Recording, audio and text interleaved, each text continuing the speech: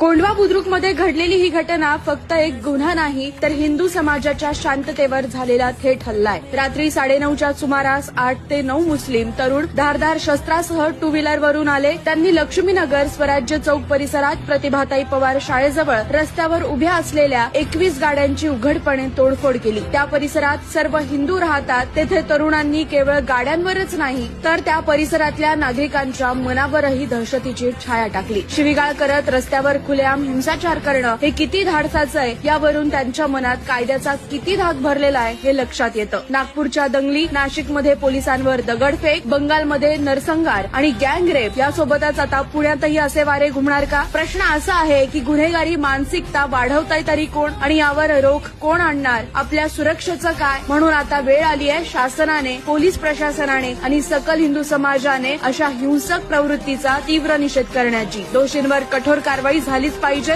गाड्या फोडल्या म्हणून ही लहान गोष्ट नाही, ही सुरुवात आहे। जर वेळेत कारवाई झाली नाही तर उद्या ही आग तुमच्या घरापर्यंत पोहोचेल। संघटित व्हा, सुरक्षित व्हा। जय श्रीराम, जय हिंद।